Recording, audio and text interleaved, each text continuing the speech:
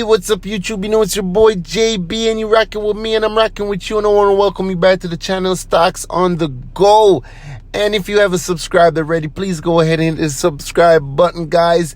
If you are a subscriber already, please do remember to hit the notification bell just so you're notified each and every time that we do drop a video. And guys, please guys, do remember to pound on that like button, okay guys, just so we can get the algorithm off this video up so it reaches out to another retail investor just like me and you. And it's just great that we can share the message, share the knowledge, and share the information. All right, guys, and also don't forget to chop it up in the comment section with your boy JB. All right, guys, as always. All right, so today we're going to talk a little bit about Apple. And as you guys all know, today was Apple's earnings call, and they just hit it through the park, guys. All right, so I got a few clips that I drafted up together just so we can get a full idea of where Apple stands right now and what Apple is, and going forward, what we can look forward to from Apple. Guys, as I said before, when you're building generational wealth, you have to, and I repeat, you have to have these companies in your portfolio. You need big juggernaut companies, big players in the game that can keep your portfolio as stable as it can possibly get in a volatile market as we are in right now. All right, guys, so I'm going to jump into a few clips, and we're going to dig into what Apple has to offer coming up in the future. All right, guys, I'm pretty excited, so let's dig in. Apple could directly challenge Square by allowing small businesses to turn iPhones into payment terminals without extra hardware. According to Bloomberg, the technology will likely use the iPhone's near-field communications chip that's currently used for Apple Pay, and will allow people like food delivery workers and hairstylists to accept payments with the tap of a credit card or another iPhone onto the back of their device.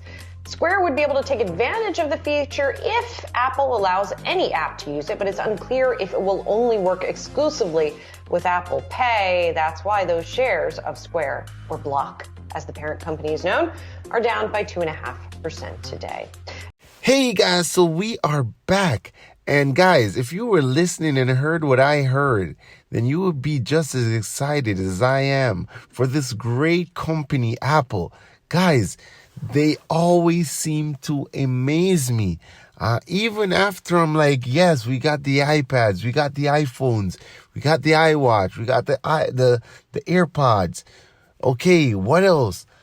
Apple always seemed to stay relevant and on their toes. And I have to take my hats off to the CEO.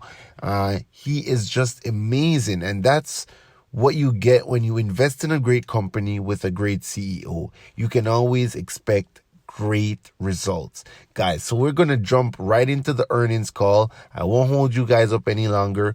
Please remember to hit the subscribe button, pound on the like button, hit the notification bell, guys. All right, so let's jump into the earnings call. Emily, the expectations for Apple, Tim Cook and company, I mean, at $1.3 trillion market cap, what's next for them?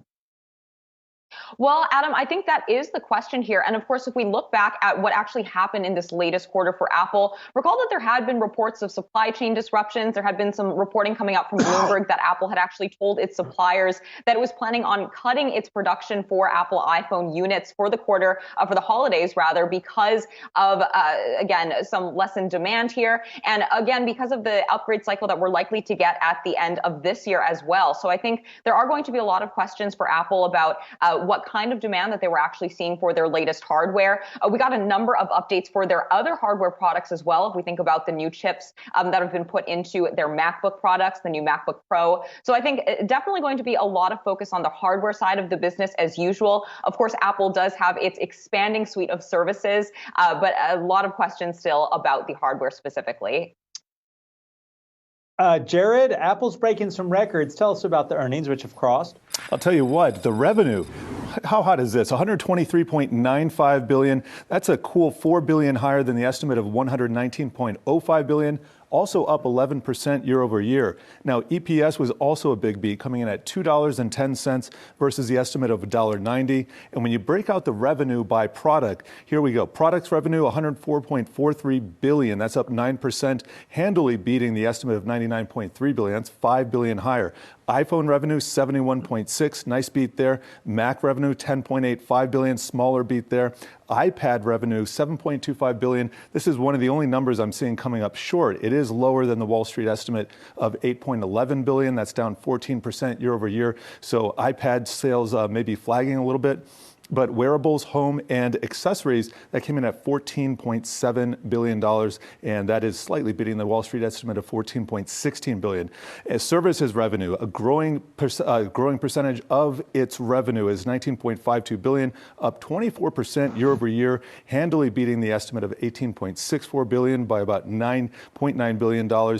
Greater China revenue, $25.78 billion, that is up 21% year over year. Another place where they fell a little bit short was cash and cash equivalents.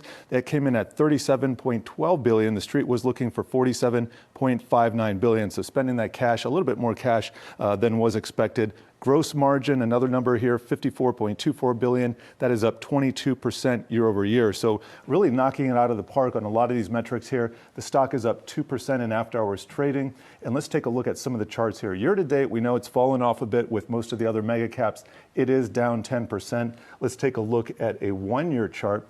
And you can see it's holding on to gains of about 12%. But it's been kind of rocky for a lot of these stocks over the last month. We'll see if investors can run with this news tomorrow. All right, Yahoo Finance's Jared Blickery, thank you so much for breaking that down for us. Okay, guys, so we are back, and there we have it. Apple's Q1 earnings. Guys, Apple did what Apple does. They hit it through the park. All right, guys, and Apple has so much things coming up in the future that just makes me so much more excited as a Apple investor.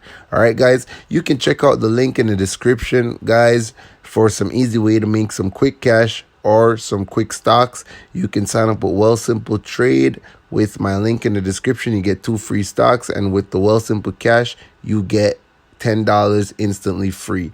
All right, guys, if you also want to sign up with my link for crypto.com, you can go ahead. You get $25 in Crowcoin when you stake for the Ruby Red card. It's just another way for you guys to support the channel, and I really do appreciate it. All right, guys, it was great chopping up with you guys, and I'll see you next time on the next video. Keep building out that generational wealth. I'm out.